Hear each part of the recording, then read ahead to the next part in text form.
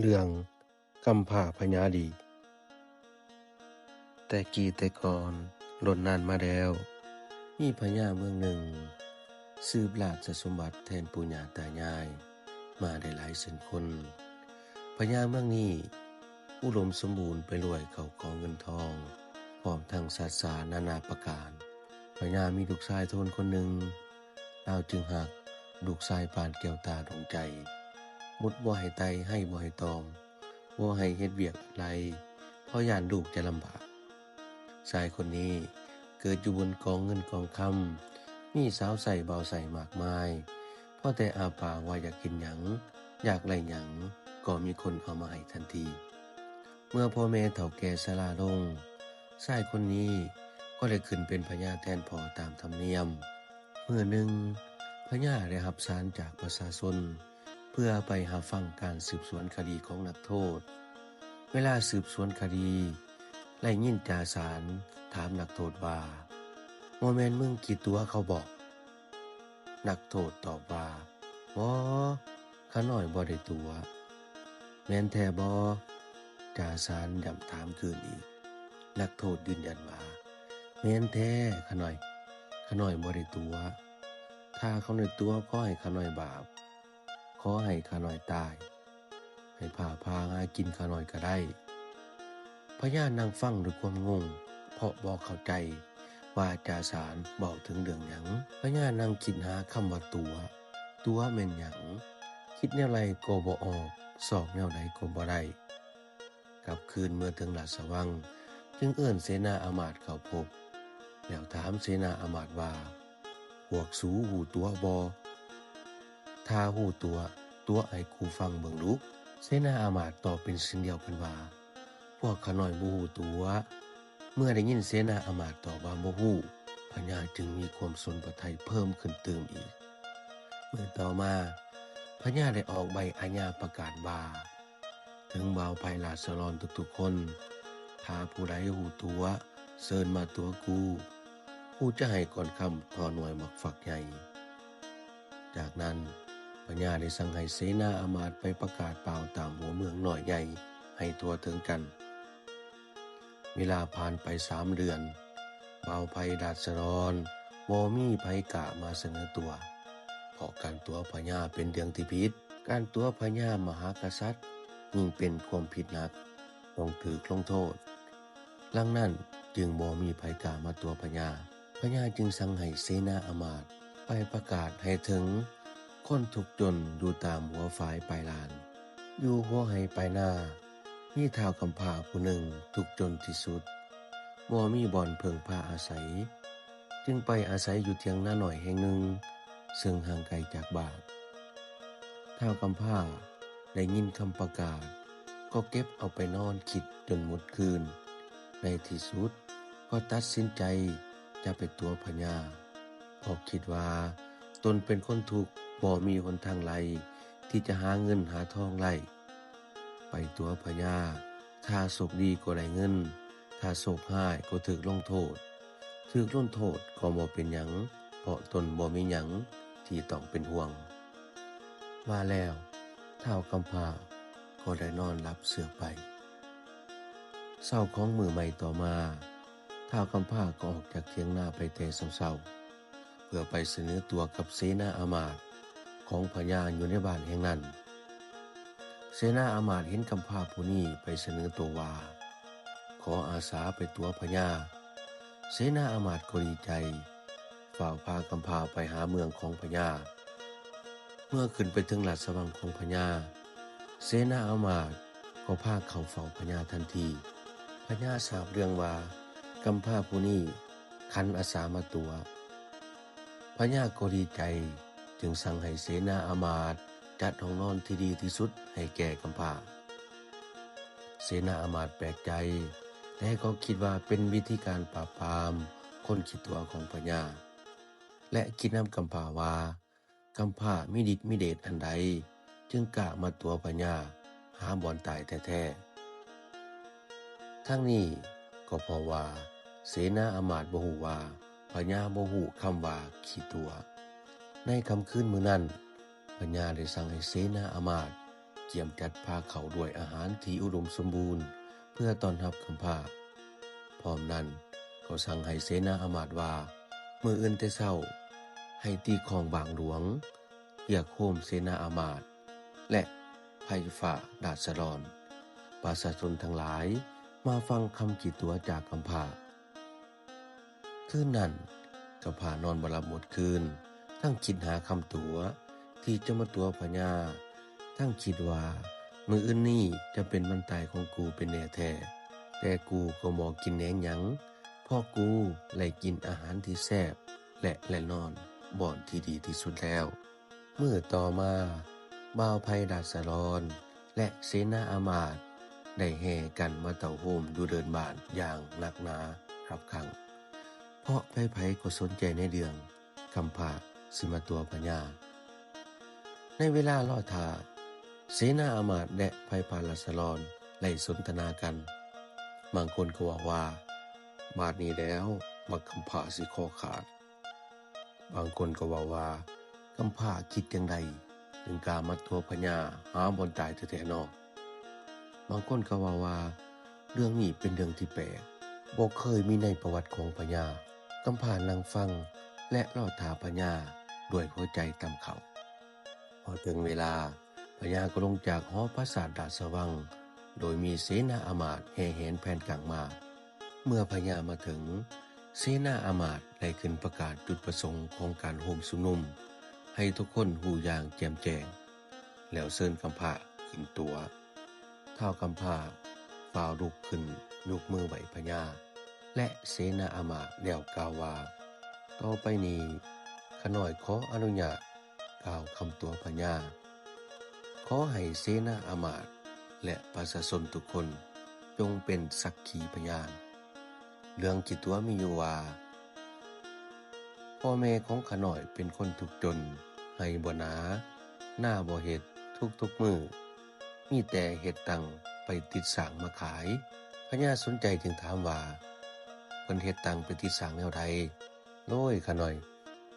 ทุกมื้อพ่อแม่ข้าน้อยไล่ออกจากบ้านแต่เช้าเพื่อไปหาตัดยางโพยางให้ได้10หม้อและน้ำมันย่าง3หม้อแล้วเอามาต้มเคี่ยวใส่น้ำกันให้ได้ประมาณ1หม้อเพิ่นเอิ้นว่าหม้อตังนอกจากนี้เพิ่นไล่ไปตัดไม้ไผ่มาพาเป็นดิ่วเพิ่นเอิ้นว่าดิ่วตังหลังจากตากดิ่วตังแห้งและหม้อตังเย็นแล้วพ่อก็แบกหม้อตังส่วนแม่ก็แบกดิ่วตังย่างตามหลังพ่อไปในป่าหลวงใหญ่ที่มีสร้างอาศัยอยู่หลายพอเพิ่นสังเกตเห็นทางสร้างผ่านหลายบ่อนใดเพิ่นเอาสนดิ่วตังเบื้องหนึ่งคุยเอาตังในหม้อตังแล้วลาดใส่ทางบ่อนสร้างเที่ยวเมื่อสร้างย่างมาผ่านทางตีนสร้างไล่ติดตังจนย่างไปบ่ได้พ่อข้าน้อยก็จับเอาสร้างมาเลี้ยงในบ้านแล้วก็ขายแต่บ่เคยไหลเงินเพราะถึกแต่คนคิดตัวมาตัวเอาสร้างไปและบ่จ่ายเงินให้พ่อของข้าน้อยพ่อแม่ของข้าน้อยจึงกลายเป็นคนทุกข์จนเรื่องของมันก็เป็นแนวนี้แหละข้าน้อยพญานั่งตั้งใจฟังคำพร้าตัวจนบ่งับศพงับปากหลังจากคำพร้าเว้าหมดแล้วพญาก็อวยหน้ามหาเสนาอามาตย์แล้วถามว่ามันตัวแท้บ่อามาตย์ยกมือไหว้แล้วตอบว่าแม่นแท้กำพร้าคิดตัวพญาแท้เพื่อความแน่ใจพญางอกหน้าไปหาดาษฎรทั้งหมดแล้วถามอีกว่าแม่นมันตัวแท้หวะดาษฎรทั้งหลายก็ตอบเป็นเสียงเดียวกันว่าแม่นแล้วพญาก็หัวพร้อมสั่งให้เสนาอามาตย์และนายข้างหลวงไปไขประตูสางเงินสางค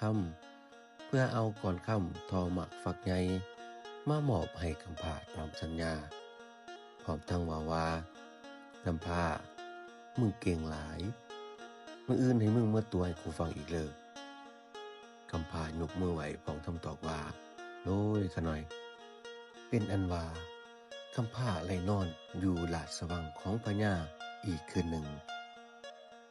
หลังจากทรงกำพร้าและพญาหอดดาดสว่างแล้วเสนาอามาตย์ทั้งหลาย ได้มานั่งสนทนากันอยู่ศาลาเครื่องบ้านว่าพญาคือมาโง่จ่าแท้กำพร้าตัวแท้ๆก็ยังเอาก่อนคำบักใหญ่ให้มันพวกเฮาเฮ็ดเวียกให้พญาด้วยความซื่อสัตย์มาหลายฝ่าหลายปีแล้วแต่บ่เคยไล่เงินได้คำเป็นก้อนทอจอมก่อยจักเทื่ออามาตย์ผู้หนึ่งเว้าขึ้นว่ามื้ออื่นนี้พญาต้องเสียคำให้แก่กำพร้าอีกเป็นแน่แท้พวกเฮาเสียแนวใดอามาตย์ทั้งหลายพากันสนทนากันแล้วตกลงกันว่ามื้ออื่นนี้พวกเฮาพากันเว้าบ่พร้อมกำพร้าตัวพวกเฮาก็บอกพญาว่ากำพร้าบ่ได้ตัวลาเว้าอีหลีตกลงกันเรียบร้อยแล้วเสนาอามาตย์ทั้งหลายก็พากันเลิกลากลับบ้านไปเรือนลาวมื้อต่อมาถึงเวลาเสนาอามาตย์และบ่าวไพราษฎรก็พากันเต่าโฮมกันคือเก่าพอพญามาถึงเสนาอามาตย์ก็ขึ้นประกาศให้ราษฎรมิดเงียบตั้งใจฟังคำตัวของกำพร้าหลังจากนั้นก็เชิญกำพร้าขึ้นตัวพญากำพร้าไล่โอกาสก็ลุกขึ้นกล่าวคำสมมาคารวะพญาและเสนาอามาตย์แล้วกล่าวว่ามื้อนี้ข้าน้อยขอตัวพญาต่อเรื่องของพ่อแม่ข้าน้อยถูกตัวความจริงข้าน้อยก็บ่อยากยกเอาเรื่องนี้มาเล่าเพราะมันเป็นเรื่องเก่าและล้นนานผ่านมาแล้วพวกเพิ่นได้ตายไปหมดแล้วเพราะย้านพญากล่าวว่าข้าน้อยเป็นคนบ่ดียกเอาเรื่องผีมาเว้ามาว่าบ่เป็นน่าเชื่อถือและศรัทธาพญาและยินแนวนั้นก็เว้าขึ้นว่าบ่เป็นหยังกำพร้าว่ามาโลดแม่นไผเป็นตัวเอาสร้างของพ่อแม่มึงโดยบ่จ่ายเงินกำพร้าไล่โอกาสจึงกล่าวขึ้นว่าขอโทษขออภัยนำพญาด้วยเถิดพ่อของข้าน้อยได้สร้างตัวใดมาพ่อของพญาก็มาเอาว่าจะเอาเงินมาให้แต่บ่เคยมาจ่ายเงินให้พ่อของข้าน้อยพ่อโตถึงปานนี้พ่อแม่ของข้าน้อยและพ่อแม่ของพญาก็ตายไปแล้วพ่อแม่ของข้าน้อยก่อนสิตายได้สั่งไว้ว่า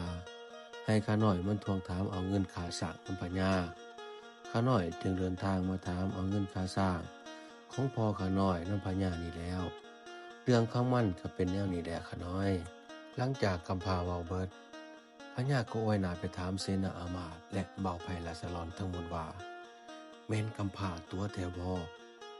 เสนาอามาตย์และบ่าวไพราษฎรไผๆก็คิดเข้าข้างพญา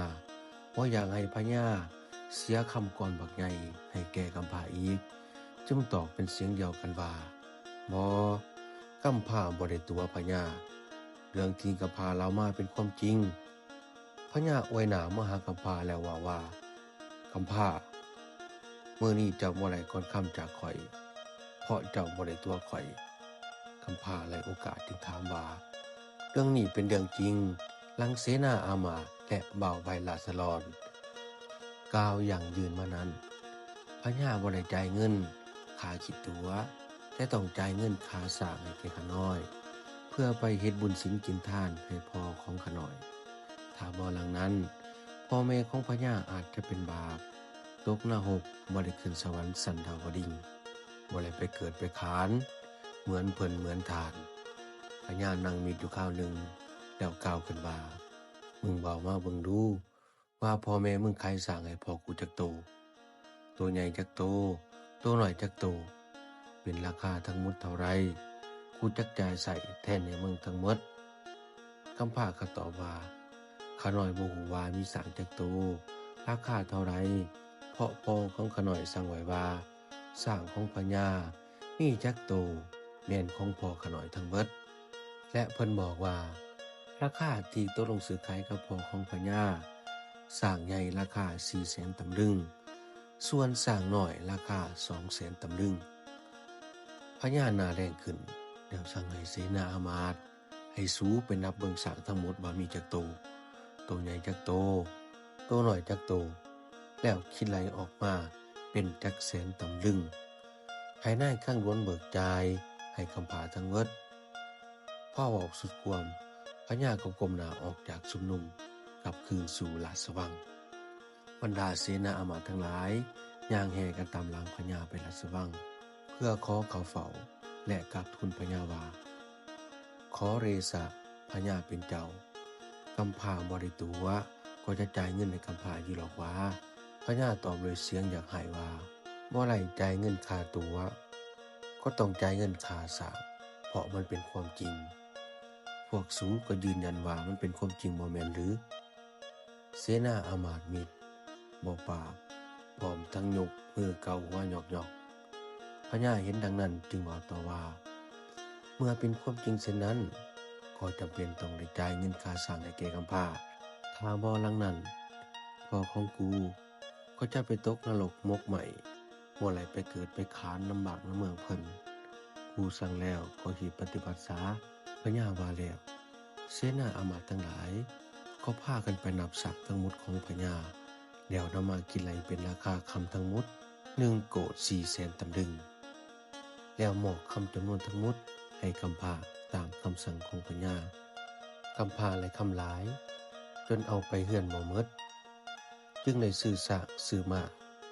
ต่างเอาคำกระบาดกับเพื่อนจากนั้นมาคำพร้าก็กลายเป็นคนหังมีและกลายเป็นเจ้าพญาส่วนพญาก็กลายเป็นคนทุกข์จนนิทานกำพร้าพญาดีก็จบลงเพียงเท่านี้ฝากกดใจกดติดตามกดไลค์กดแชร์เพื่อเป็นกำลังใจให้ทั้งสองไว้จำปาเด้อขอขอบใจ